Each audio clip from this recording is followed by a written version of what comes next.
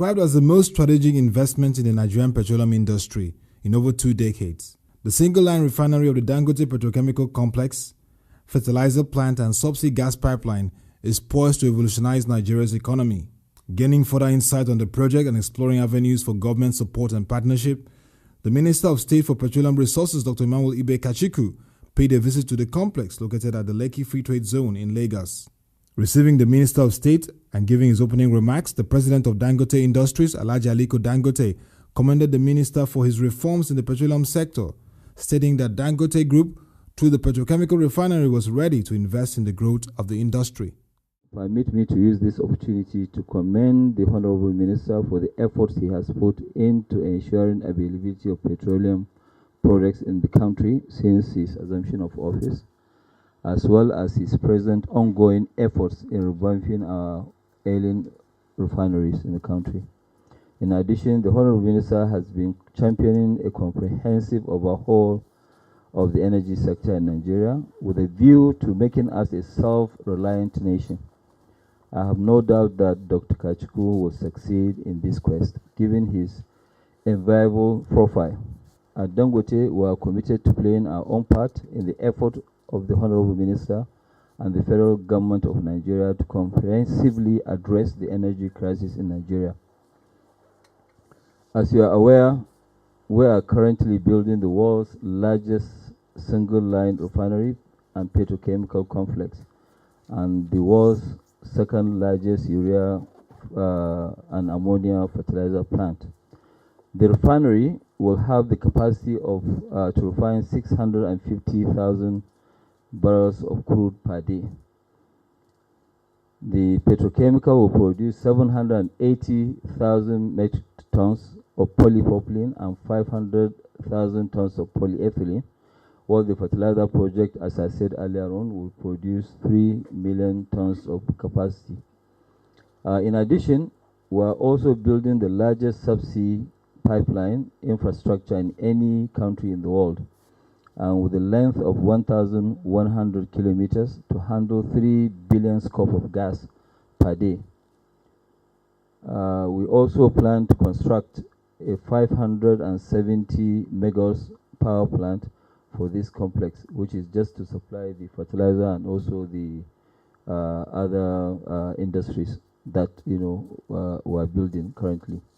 As a matter of fact, gas from our gas pipeline will augment the natural domestic gas supply, and we estimate an additional of 12,000 megawatts of power generation can be added to the grid with the additional gas from our own system, meaning that at least most of the 6,800 megawatts of NIPP power plants that are not in operation, they can all be in operation. We'll be adding value to our economy, as all these projects will be creating about 4,000 direct jobs and over 145,000 indirect jobs. We'll also save about $7.5 billion for Nigeria annually through import substitution, which means lack of importation of petroleum products, and also generate about $5.5 billion for export through both the refined products, the petrochemicals, polypropylene and polyethylene, and also the 3 million tons of fertilizer. We envisage that this project, which will cost us almost 18 billion, will be completed 2019. The last to be completed will be the refinery, Honorable Minister, but fertilizer, we will commission the first line latest January of next year, and second line will be March of next year. Group Executive Director of Projects for Dangote Group, Mr. DVG Edwin, in his presentation gave an overview of the economic value of the project and the impact it will have on the petroleum and gas industry in Nigeria. As my president explained, this is going to have the world's largest single-train petroleum refinery with a capacity of 650,000 barrels per day to refine crude, and with a production of about 850,000 tons of polypropylene and 500,000 tons of polyethylene. And it also contains the world's second largest urea plant with a capacity of 3 million tons. It's double the capacity of the Indorama plant, which was recently commissioned. And it is the largest one is Qafco in Qatar, and this is the second largest plant in the world. And the Petroleum Refinery, the largest refinery today, has a capacity of about 420,000 barrels per day, single train. And the third one is the world's largest subsea gas pipeline infrastructure in any country. We know that Russia has built up some few long cross-country pipelines, but within one country, subsea gas pipeline infrastructure, this will be the largest, with the 1,100 kilometers to handle 3 BCF of gas. And the gas will land here, and we have world-scale gas treatment stations. And as I said earlier, we have a huge petrochemical complex, and we have 570,000 megawatt of power generation just for the petroleum refinery and the fertilizer complex. The economic benefits would be about $5.5 billion per annum savings in foreign exchange, earnings in foreign exchange from exports, $7.5 billion savings in foreign exchange because of import substitution. So straight away there is going to be a $13 billion foreign exchange net gain in terms of import substitution and export earnings. This is going to be a very significant contribution to the country and the economy. Giving his remarks, the Minister of State for Petroleum Resources, Dr. Emmanuel Ibe Kachikwu, described the complex as probably the single largest project ongoing in Africa, which brings hope to Nigeria. This is, by any standard, very overwhelming. And the statistics, I think, speak for themselves.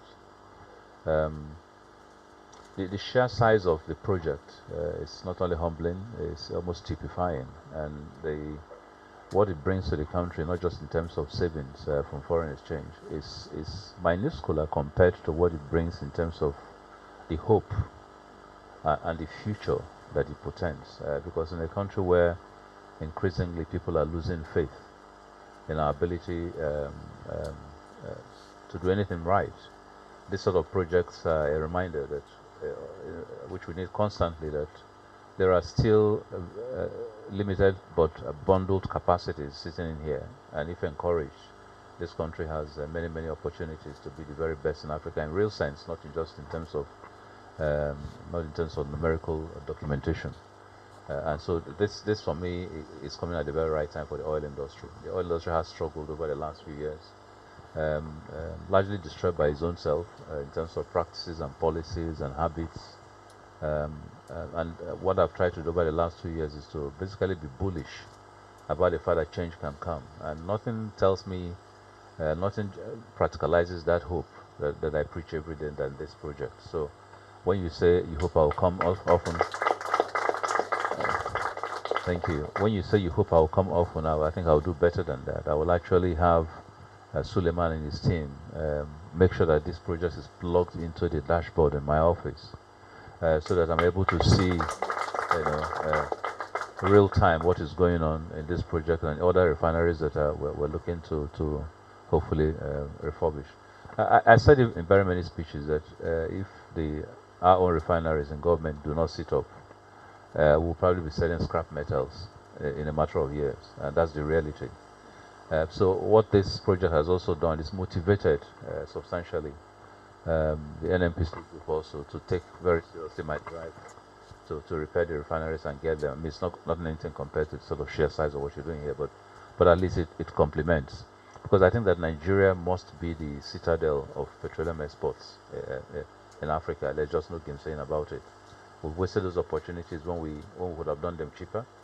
But the time is never too late. And if you could do a project of $12 to $14 billion on the private sector basis, it goes to say that the private sector really is the answer to Nigeria's problems. And I keep saying that. So I'm actually very enthused and very happy that I'm here to see this.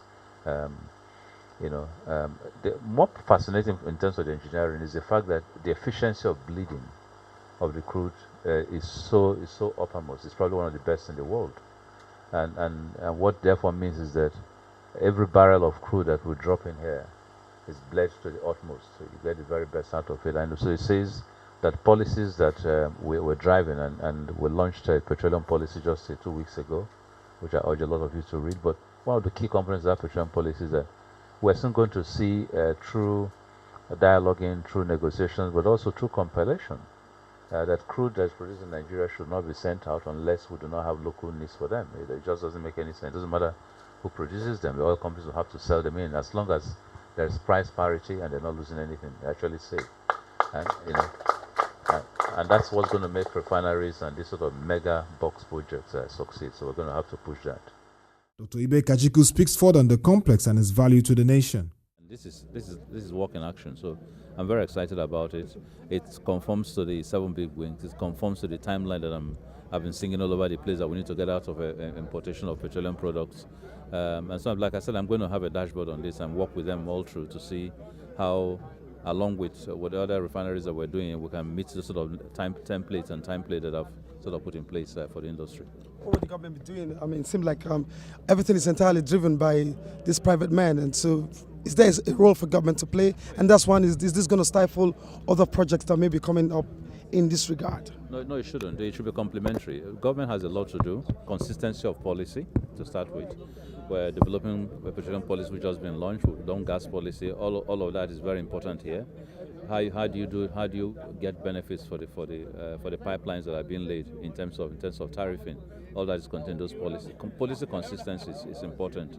More important, crude availability. At the end of the day, this is processing a natural resource. Now, unless we have policies that ensure that it has a complete supply of crude, yes, it can buy from everywhere else, but then it just complicates the business terrain itself. The duty of government must be to create enabling environment for businesses by private sector to succeed. There's just no two ways out of it.